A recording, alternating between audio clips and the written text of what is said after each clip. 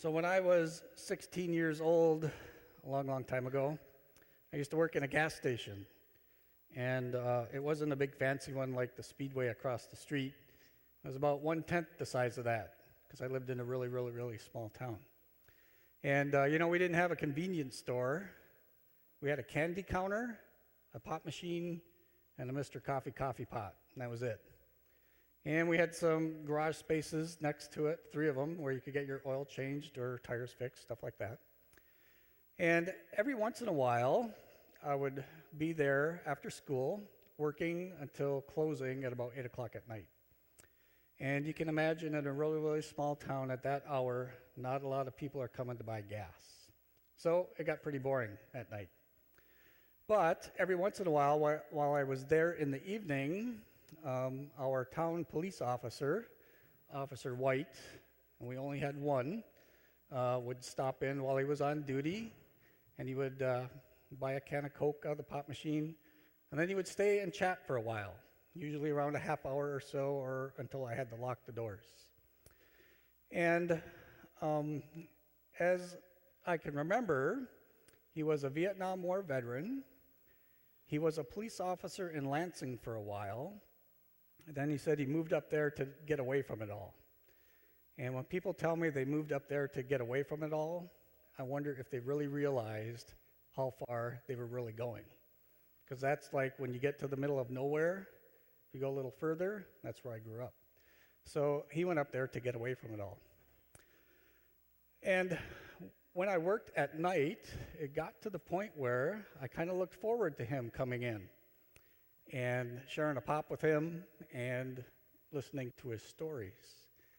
And over a short amount of time, a relationship started to build there.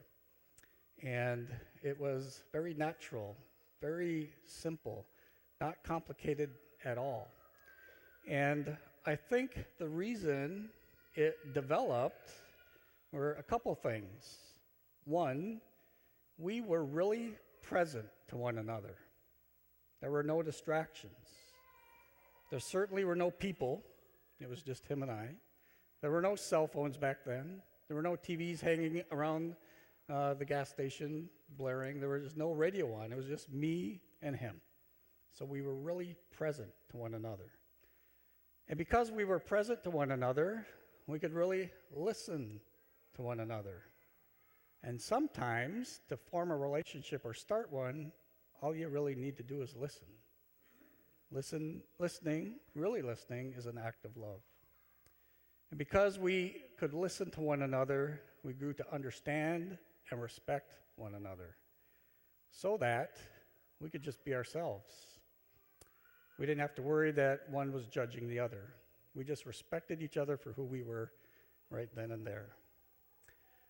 So that relationship, that simple relationship, I think really enriched both of our lives at the time. So much so that after I stopped working there, he would just randomly pull me over once in a while with his police car, just to talk.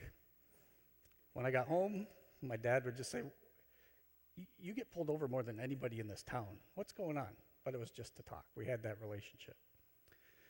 So in today's gospel, Jesus, his mom, and his disciples, like Father said, they're all at a wedding.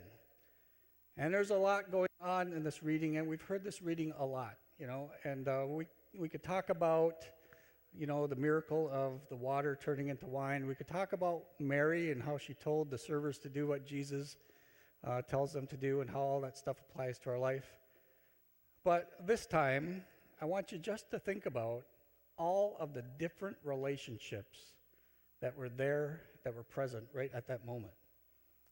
You had a mother-son relationship. You had friend relationships. You probably had worker-employee relationships, neighbor relationships.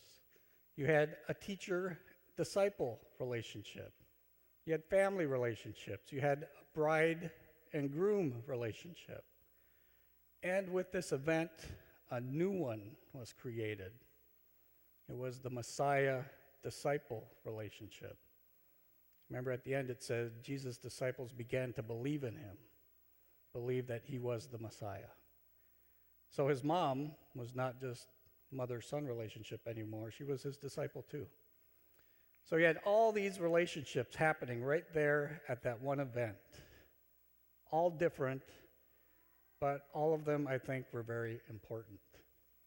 So what does that have to do with us?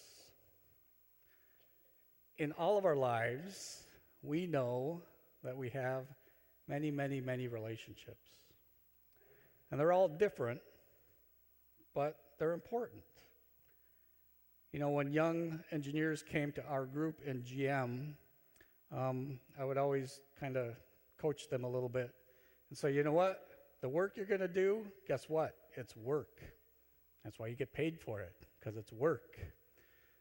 And it's important, but what's more important are the relationships you make with the people you do this work with.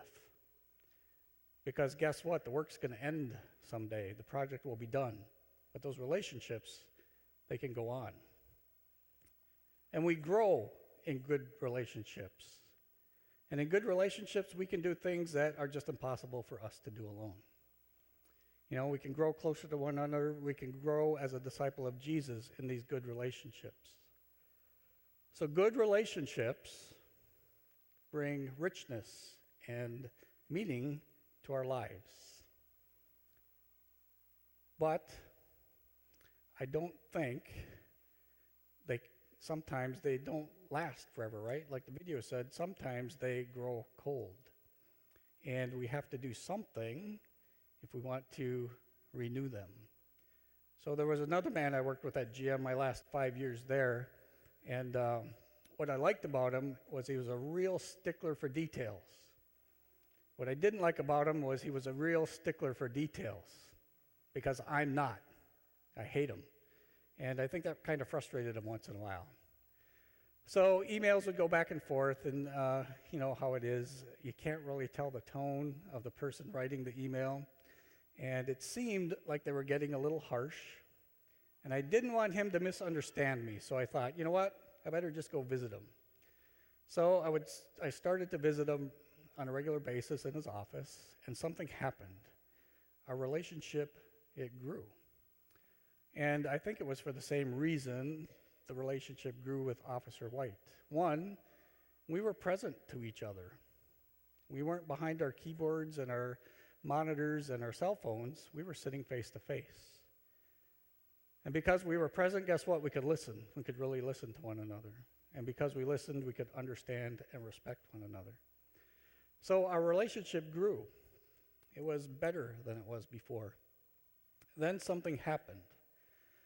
A coworker of both of ours went through just the most horrible experience you could ever imagine somebody going through.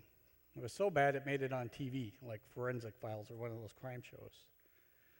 Anyway, we were talking about this man and how we felt, and this friend of mine said, all we can do is trust that Jesus will take care of him, his family, and heal. He said Jesus. That kind of opened the door a little bit so I could share about my relationship with Jesus. At that moment, Jesus entered that relationship that was growing stronger. And I can tell you what, it really changed after that, and it really was like going from water to wine. Our relationship became much, much deeper, much sweeter, much richer. We didn't just talk about work all the time or projects all the time. We talked about our families now, our wives, our kids, our blessings, our struggles, our vacations. We talked about our faith. What did you hear at church this weekend? And then something else started to happen. People right around us started to pick up on that. And they would stick their head in the door once in a while and say, hey, you know what I heard at church today? So they started sharing about faith too. It was really kind of weird.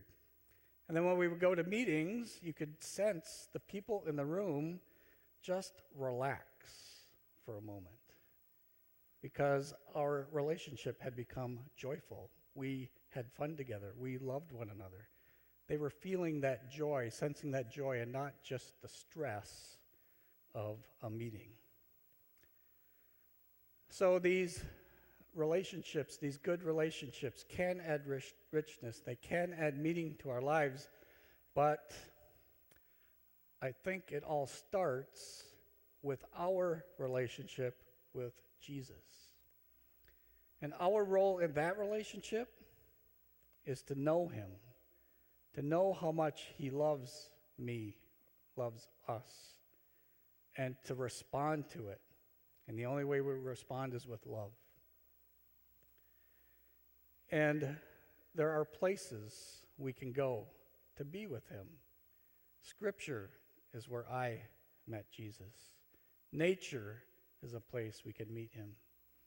Our Alpha workshops, we can meet him. The retreats we have, we can meet him.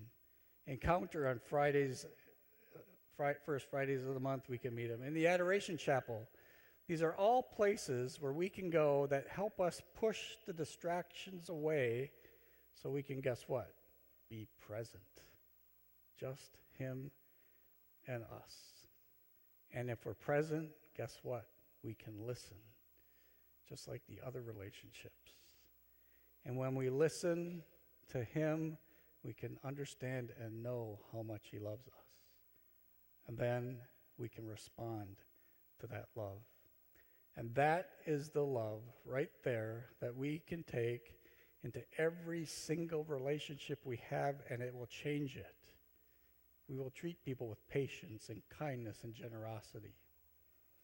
So they can add richness to our lives. They can bring meaning to our lives, these good relationships, but it starts with Jesus. But even that relationship can grow cold once in a while. Maybe you had that experience, but you don't feel that way anymore. You feel distant from Jesus. So there are things we can do to renew that. When you feel that way, it's time to renew it. We haven't been together enough. One way we can do that is by listening to what he said to Mary Magdalene when she got to his tomb after he rose. He said, "Tell my brothers to go to Galilee. There they will see me." Go to Galilee. Go back to Galilee. Where is your Galilee? Where did you first meet him? Know his love and love him back. That's your Galilee. Go back there if you need to renew your relationship. There you will see him. There you will be present. There you can listen. There you will know his love. And there you can love him back. That will affect every other relationship you have. I was on the men's retreat for an evening last weekend, and Father Dan Koget was there, and he said 4 words that really hit me. Now is the time. Now is the time. Now is the time to strengthen your marriage. Now is the time to strengthen your relationship with your kids and your parents and to reach out to distant family members. Now is the time to improve the relationship with your coworkers and your classmates. Now is the time to deepen your friendships. And our efforts alone will not be enough. We can't do it alone. It depends on our relationship with Jesus. So now is the time to know him. Now is the time to know his love for you. Now is the time to love him back.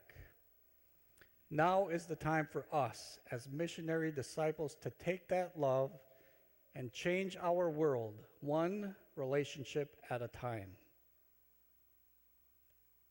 Sounds like we got a lot to do.